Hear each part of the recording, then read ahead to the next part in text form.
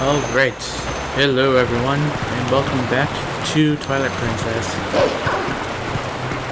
So last time we went around Lake Hylia looking for bugs to catch, and today we're going to explore the rest of Linewood Province looking for bugs to hunt, because we're just the exterminators, I guess. Anyway, here we are in Zora's domain, and Prince Rawls is so young. To think the Queen... Lots and lots of Zoras around here. If we fracture our troop strength with too many parties searching for the prince, our guard here will be too thin. And yet you only have, like, this one narrow passageway to guard. So, you know, that shouldn't be a problem. Anyways, you can see here in the Zora's domain area, we have 5 bugs to collect, so, getting a lot done in very little time. That's nice.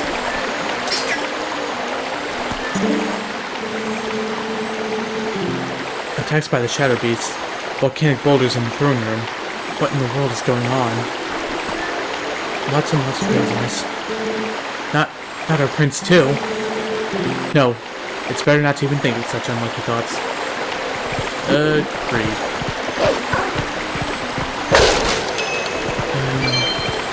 Listen, try to, you should be positive in the worst times. At the very least, look for a silver lining. Let's see, that's what we do here. It appears that the cave of Snow Peak is still frozen over. I suppose we'll have to wait a bit longer. Shut up, Minda. We've got crap to kill from the border here. Yeah, 2 bugs right here. The deal is there. This is where we have to wonder if the decreased bug hunting collection thing and the remake is really worth it. It's like...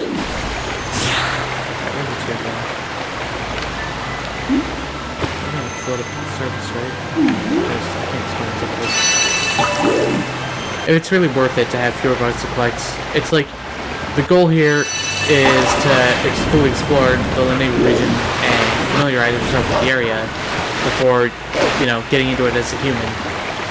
That's the ultimate point of these bug hunts. So it's like, if that's the case, then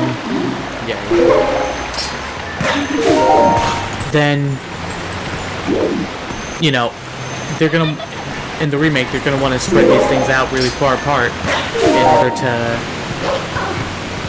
in order to have you fully explore the area and get to know it. So, in the end, you're not really saving any time on having to collect fewer bugs. It's just that if you have to wander just as far in each direction in order to get to each bug. It seems to me that, on paper, having fewer bugs to hunt seems like a good thing, but when you really get down to it, it's not any different than how the Wii has it, or the original has it. Because the Wii and the GameCube are, similar. They both have 16 bugs to collect instead of 12. There we go, full wallet. Alright. There's another bug. Basically hide. Why does he bury himself underground? Like, oh, well, the spirits can see them, so I guess he has to worry about them. Ow. Alright, let's come down.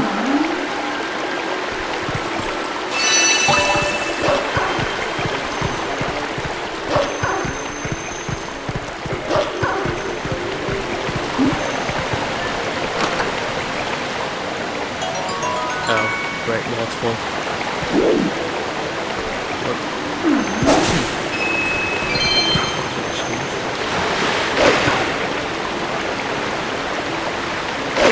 So,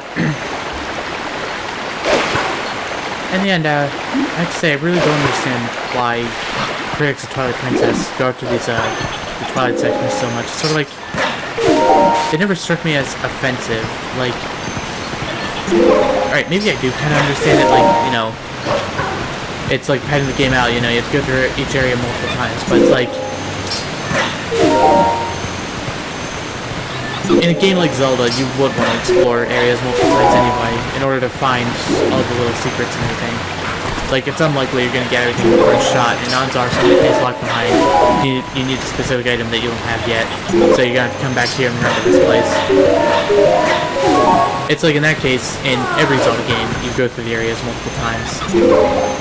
And sometimes you are forced to do it through progression. Like, in Ocarina of Time, you're actually required to get the fire arrows in order to beat the game. I kid you not, you can actually go through the entire game without collecting the fire arrows, except for the last dungeon, Ganon's Tower. See,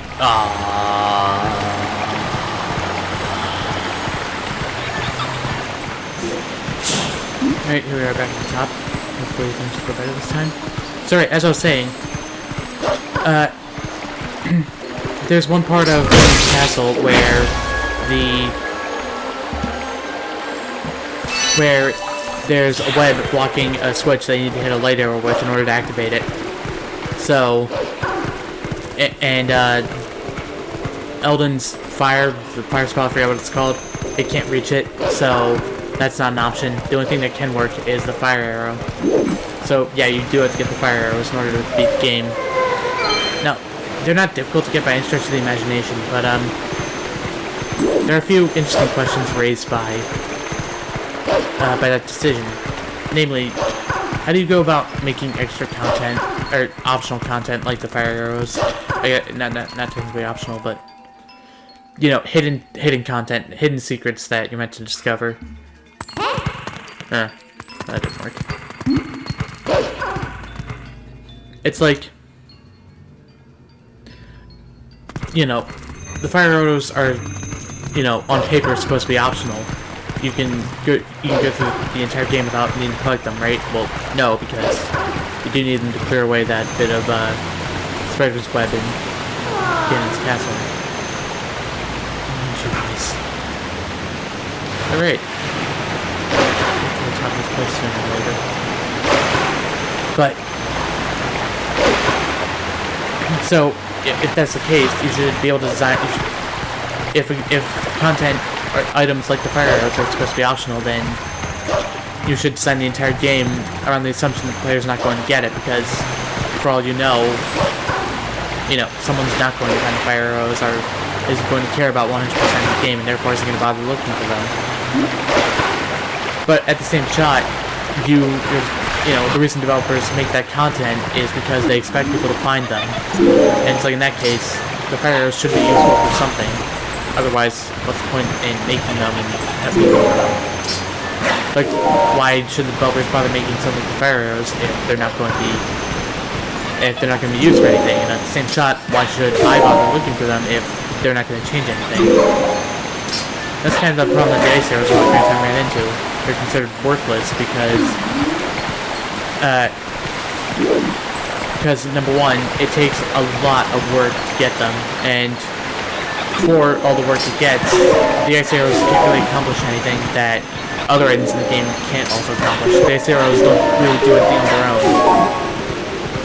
So, in the end, they just don't have anything to offer. And, yeah, that's the thing. It's like, unless you're really going for 100% of Ocarina of Time, odds are most people aren't going to bother with collecting the ice arrows, because, like I said, they're too much work for too little reward. So, the problem, it's like, like I said, the problem then is, who's going to want the ice arrows if there's so little value to them? And that's the thing with fire arrows. It's like, if they were the same way, if you didn't need the fire arrows for anything at all in the entire game, then who's going to want to collect them for all the value they have? Well, that's interesting. I think he's dead. There we are. Alright. Come down here, little bug. Come down here, let me kill you. Ah. So yeah, optional content, that's kind of been a tricky subject, isn't it?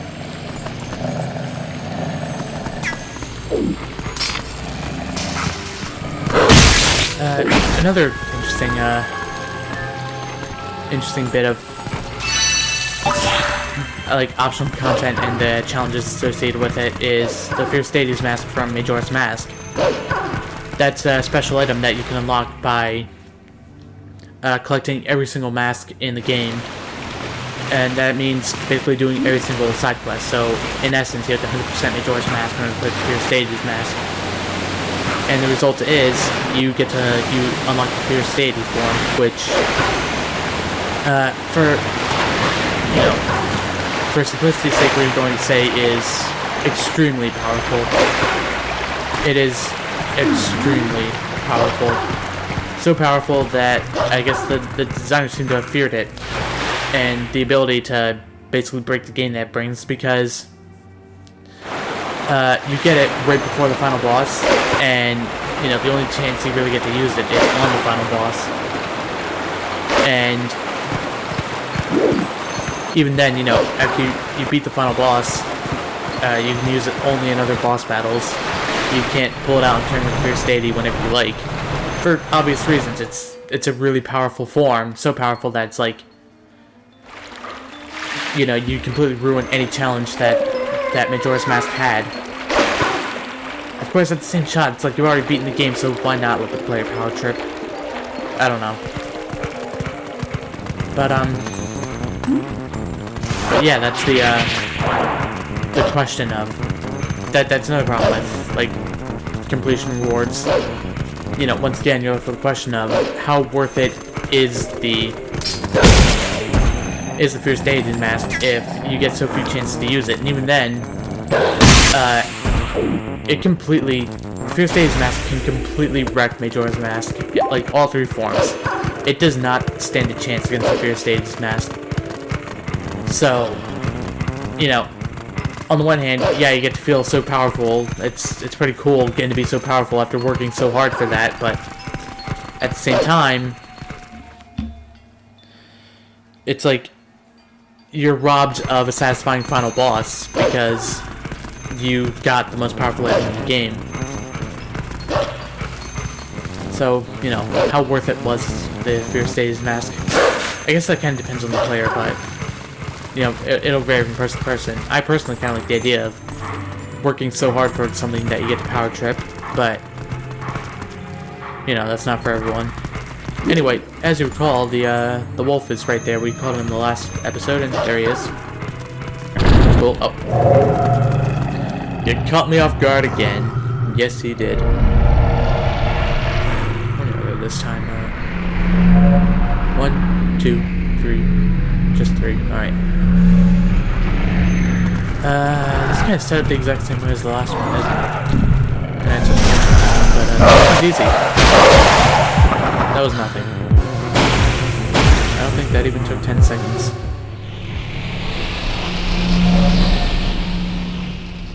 Probably didn't even take 5 seconds, but anyway, that's that settled. We have a new war point if we ever need it. Anyway, let us proceed.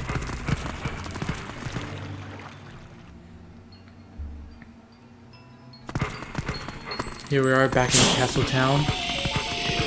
And of course we still have Ilia's scent, so we can follow that around, or there's actually parts of Castle Town we still haven't seen. Namely this bit over here. There we go, that's map of Castle Town completed. That's the gate to Hyrule Castle, but as you can see, it's shut. Very insightful. Oh, how long do I have until this shift is over?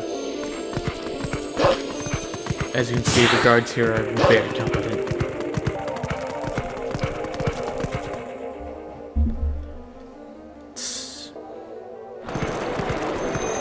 So, anyway, yeah, it's kind of weird in Castle Town.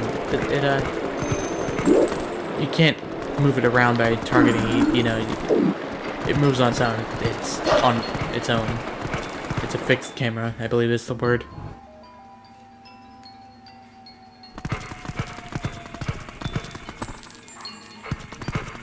Oh, hang on, there's actually a bit of Castle Town I still haven't done.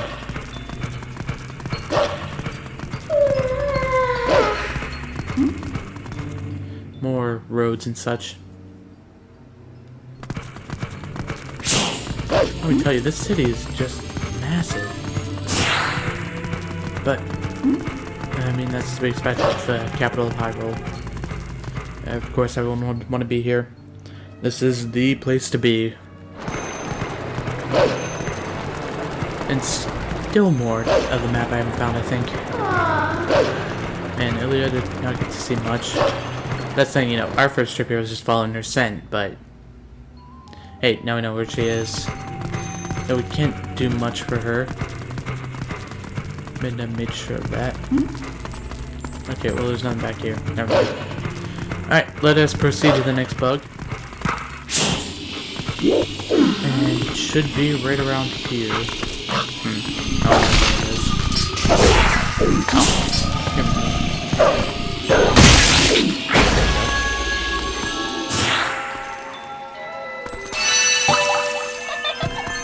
So if you can see bugs without your, or the tears of light without your senses, can the spirit see them then? I don't know. Anyway. Hey, what's going on? There should be one more. Where could that last tear be? What? There it is. What's going on? This is weird. Very weird. I thought we already searched Lake Hylia, but apparently not. Oh well. I guess we're up for round 2 then. Meet you guys at Lake Hylia. So we go back to the bridge of Hylia, and we see that the boxes are out. Or, you know, they were burnt down. If you recall, the first time we got to Lake Hylia, we jumped off a burning bridge, which is awesome. And we climbed onto the crates to jump off the edge here. Now the edge is too high, we don't have thumbs, and that's not an option. Fortunately, in our wolf form, we can warp. Warp form. I like that. So, yeah, we can just warp to Lake Hylia.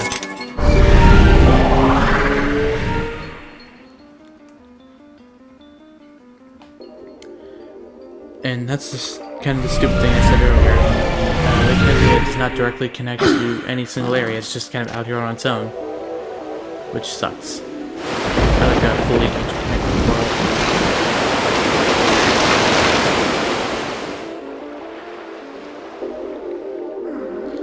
Anyway, you look around there and, oh man, there's lightning and stuff. That can't be good.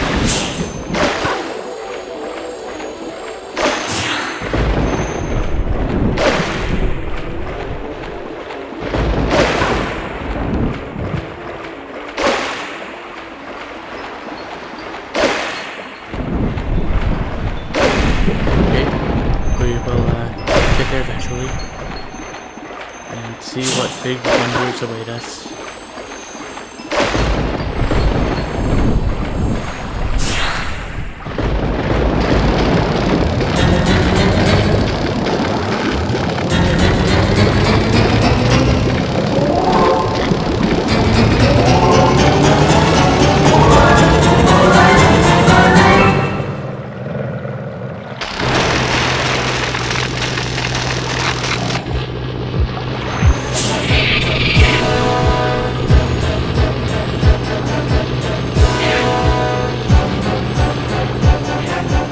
Well, I hope you don't like bugs, because you're certainly not gonna like this part. Yeah, and it gets worse. Anyway, so yeah. As you can see, this is the final insect we'll ever collect. So, for that reason, of course, they decided to make a big climactic boss battle to start finishing. But, here's the funny thing about this fight. It's actually programmed to happen immediately after you leave Lake Hylia and come back. So in other words, you can actually fight this guy before you fight all the other obviously you were meant to fight them all first and then reach this guy, but you don't have to do that. I learned that by accident on my first playthrough when I got lost and noticed that I had this bug on the from Lake Hylia. You see, it's actually set to appear after it actually shows up on the map immediately after you leave Lake Hylia, so I went, oh, apparently I missed one. I'm just gonna go back and get that one. And there's this huge thing. I was like, I don't think I was supposed to do that. Anyway, the just close. You do the Midna warp jump on that, kill them all, and done.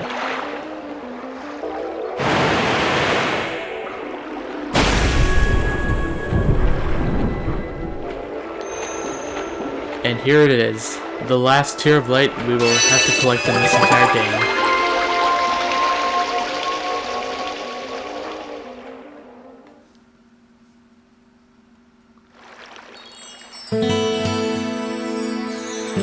The Vessel of Light is full of tears, and light has returned to this area.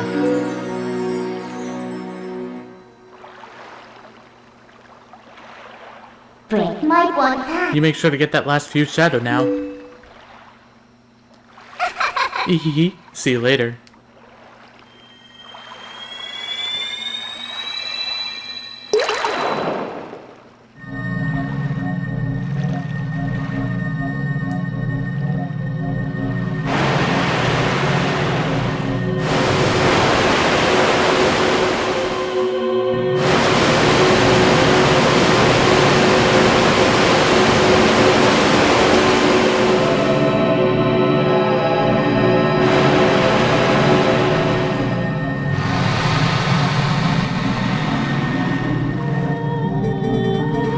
My name is Linnayru. Your efforts have at last restored each of us light spirits in Hyrule. O hero chosen by the gods. The dark power that you seek. It waits in a temple set in the bed of Lake Hylia. But before seeking it, you must now bear witness to something, and never forget it. You must know that was the will of the goddesses that we lock away the forbidden power.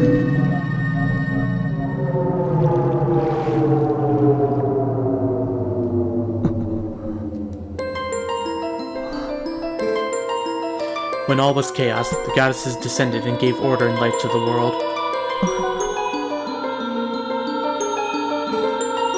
They granted power equally to all who dwelt in the light, and then returned to the heavens.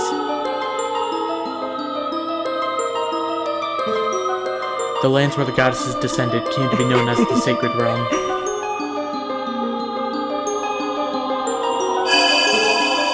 For ages, the people lived at ease, content in mind and body.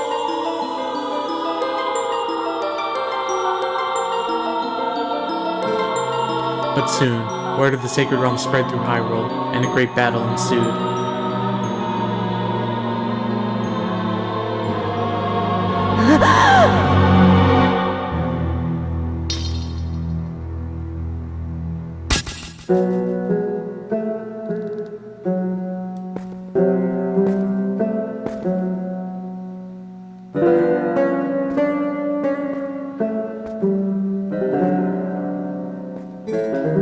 Among those living in the light, interlopers who excelled at magic appeared.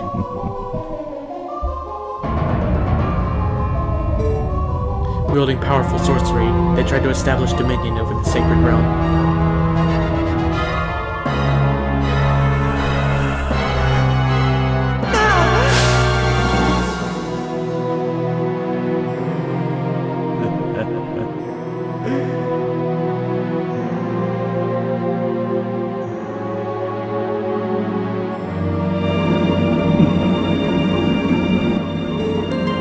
It was then that the goddesses ordered us 3 light spirits to intervene.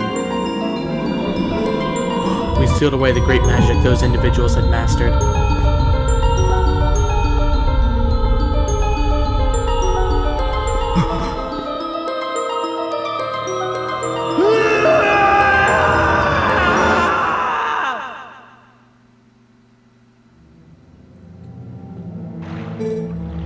You know this magic.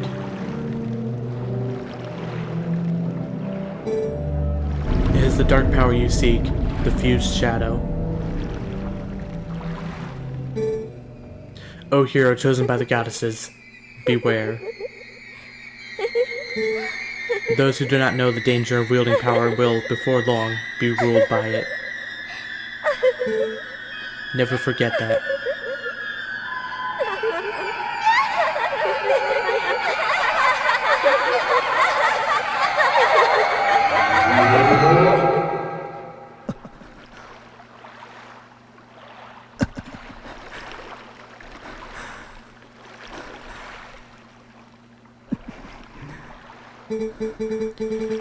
The dark power that you seek is within the sleeping Lake Bed Temple in Lake Hylia.